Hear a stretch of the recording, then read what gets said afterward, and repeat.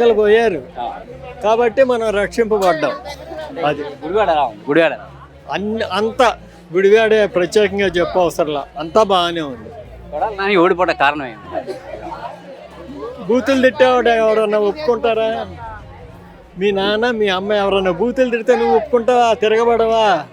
అంతే. ఇది బూతులు తిడితే ఎవరో పనికిరారమ్మా, ఎక్కడో పనికిరాడు. ఏ గవర్నమెంట్ బాగుంది? జగన్మోహన్ రెడ్డి గారి గవర్నమెంట్ బాగుందా, చంద్రబాబు గారి గవర్నమెంట్? చంద్రబాబు గారిదే బాగున్నట్టుంది. ఎందుకమ్మా? ఏంది వచ్చేసినప్పుడు ఆయన స్కీమ్లు ఇచ్చాడు, ఇప్పుడు ఈయన ఏమి ఇవ్వట్లేదని అంటున్నారు. ఎందుకు ఎవరండి దానికి ఇచ్చారు ఈయన ఇచ్చారు కదా, ఈయన ఇస్తున్నాడు కదా. కొడాలి నాని ఓడిపోవడం కారణం ఏమి ఉండొచ్చమ్మా? ఎందుకు ఇక్కడ గుడివాడ అంటేనే ఆయన పేరు వినపడుతుంది, అందరితో బాగుంటాడని అన్నారు, ఆయన ఎందుకు ఓడిపోయి ఉంటాడు? ఏమో సార్ నాకు తెలియదు, నేను పల్లెటూరు ఉండదని నాకేం తెలుసు సార్. అందుబాటులో ఉంటారు మీ ఎమ్మెల్యే? బాగానే ఉంటారండి, ఏది నెలలో సాయాలు చేస్తారు. కొడాలి నాని కూడా మరి సాయం చేసేవాడు అట్లాగే.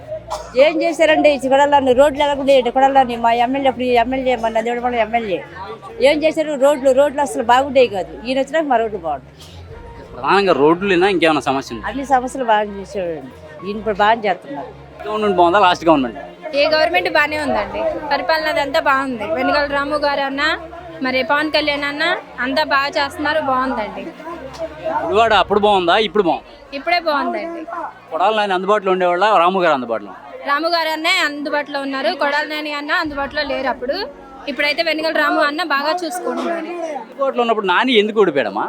ఎందుకు ఓడిపోయాడంటే సరిగా పట్టించుకోలేదు, రోడ్లు చేయలేదు, నీళ్ళ సర్వీస్ అదేమి బాగాలేదు, కరెంటు బాగాలేదు, ఏం బాగాలేదు. రాము అన్న అన్నీ పట్టించుకుంటున్నాడు, రోడ్లు బాగా చేపిస్తున్నాడు, వాటర్ ప్రాబ్లం కూడా సాల్వ్ చేసాడు, అంతా బాగుంది.